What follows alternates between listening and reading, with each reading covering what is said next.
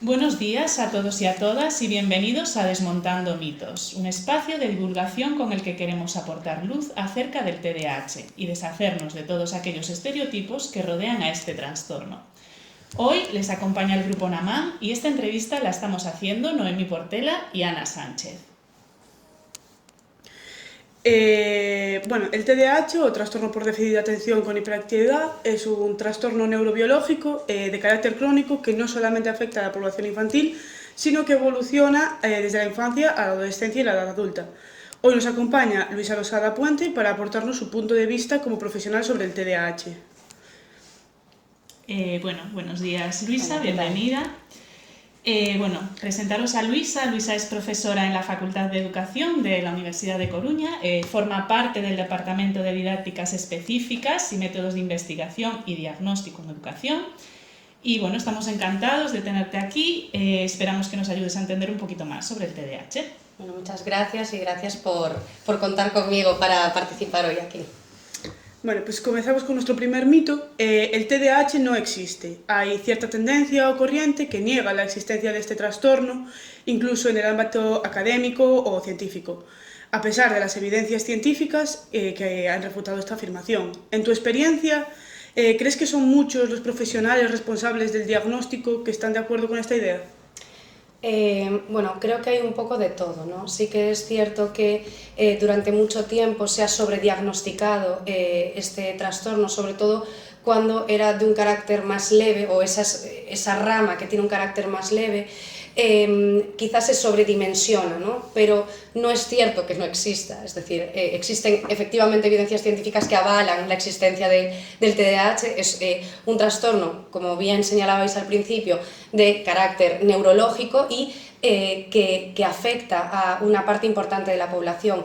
También se creyó durante un tiempo que era un trastorno que estaba limitado a la edad escolar y a día de hoy se sabe que no, que continúa hasta la edad adulta. ¿Por qué esa sobredimensionalización del TDAH? Porque en muchos contextos, cuando no se encontraba una explicación para aquellos niños que podían tener mayores dificultades para estar en el aula o para estar, como se esperaba de ellos, al final había que buscarle una solución, ¿no? Entonces se planteaba ese posible trastorno que surgió o que se empezó a considerar en un momento determinado. De ahí que haya gente que niegue o que rechace su existencia, ¿no? No se trata tanto de que no exista, sino de hasta qué punto podemos decir que un niño con un estado de agitación puede tener o no TDAH, ¿vale? Ahí es donde está el límite entre tener o no TDAH. Y de acuerdo con esta afirmación, ¿consideras que en el caso de los futuros maestros y maestras también se sigue manteniendo? Creo que en el caso de los maestros y las maestras, quizás existe un poco de desconocimiento en ocasiones, ¿no? Entonces, la falta de formación sobre trastornos específicos, ¿no? Puede llevar a que se crea, ¿no? por lo que dicen, ¿no? Sin tener una base de conocimiento a ciencia cierta de lo que realmente es o no el TDAH. Entonces, para los maestros lo que hace falta es una mayor formación sobre lo que supone este trastorno, lo que representa para el niño, y no solo saber que existe ese trastorno, sino cómo abordarlo desde el aula, ¿no? Eso es la parte más importante. ¿Y cómo puede afectar en el futuro a la detección inicial de este trastorno en el aula? ¿Cómo puede afectar? La afirmación de que el TDAH no existe.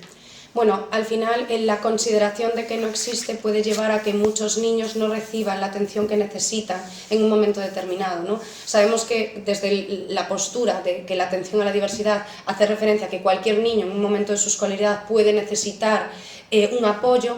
Estos niños van a requerir de esos apoyos. Si se niega su existencia, es posible que no se le den esos apoyos.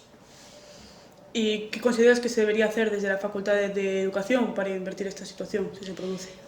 Como digo, la Facultad de Educación es un entorno de formación, ¿no? Entonces, aquí lo que se da, sobre todo al alumnado de grado, es una formación muy generalista, ¿no? Sobre diferentes aspectos. Sí que es cierto que hay una formación, como digo, de carácter generalista sobre diferentes trastornos, sobre todo aquellos que cursan la mención de educación especial, tienen un poquito más de formación que quizás el conjunto de estudiantes. Entonces, dado ese carácter generalista, lo que se puede es apostar porque el alumnado siga formándose, ¿no? Entonces, todo lo que es la formación complementaria, todo lo que es la formación permanente, promover que el alumnado se involucre más en cursos de formación para conocer con mayor detenimiento qué representan esos trastornos. Y, por supuesto, cuando el alumnado viene a buscar información, dársela, ¿no? Eso es lo que podemos hacer como docentes. Bueno, por otro lado, un poco en línea a lo que decías antes de esa diferenciación entre el niño con TDAH y aquel otro niño que sí que es más impulsivo, etcétera, sí que a veces, aunque sí que se considera que existe el TDAH, también a veces se trata como un trastorno menor. Afirmaciones como ser impulsivo, soñar despierto, dejar las cosas sin acabar es algo normal en los niños. Entonces, no sé si ese pensamiento es más generalizado a lo mejor que el de que no existe el TDAH entre la comunidad universitaria. Claro, el problema de la existencia o no existencia del TDAH quizás va más allá del simple concepto, ¿no? O va más allá de determinar ese estado de agitación puntual con respecto a la existencia de un trastorno. El problema viene de que el TDAH generalmente cursa con medicación, ¿no? El tratamiento, aunque existen otros tratamientos, generalmente cursa con un tratamiento farmacológico. Y hay muchas personas reacias a dar un tratamiento farmacológico a niños, sobre todo a edades muy tempranas. Entonces, esa gente que pueda estar en contra, quizás de lo que está en contra es no tanto de la existencia o no, sino de que se medique de forma tan temprana. Eso es, ya os digo, es un punto de vista, ¿no? Es una de las muchas aportaciones. Respecto a la cuestión sobre si la agitación, si ciertos irse por las nubes, ¿no? Hay que valorar cada caso, ¿no? Siempre, y eso se lo digo a mis alumnos, siempre hay que tener en cuenta que cada niño es un mundo, ¿no? Entonces hay que ver en qué medida se cumplen los criterios que determinan que pueda existir o no un diagnóstico de trastorno, pues, del tipo que sea. Y en ese sentido, bueno, los criterios diagnósticos van mejorando también, ¿no? También hay detractores de las nuevas clasificaciones frente a las antiguas, ahí hay un debate amplio, pero sí que es cierto que las clasificaciones más actuales dicen una serie de criterios que se tienen que cumplir para que llegue a considerarse que el niño puede presentarlo. Y a la hora de detectarlo o incluso de luego tratarlo, ¿crees que a lo mejor se le da a veces más relevancia a otro tipo de trastornos que se pueden considerar más graves y el TDAH queda como, bueno, es un trastorno menor? Bueno, yo no lo veo tanto así, no, yo creo que todo lo contrario. A ver, esto ya es un tema que también se involucra mucho la cuestión sobre la docencia, ¿no? Y los maestros. El TDAH, sobre todo, no tanto el inatento, sino más el impulsivo, pensemos que generalmente en un aula, ¿no? Donde los docentes en ocasiones se quejan de que las aulas están saturadas, que no dan atendido a todos los estudiantes, claro, ese alumno que tiene un TDAH hiperactivo es un alumno que suma al conjunto del jaleo del aula, ¿no? Por decirlo en una terminología así más. Entonces, claro, al final no se le resta importancia, sino todo lo contrario, se plantea la necesidad de atenderlo porque es un alumno que, entre comillas, molesta, ¿no? Quizás en el rasgo inatento cambie un poco la historia, ¿no?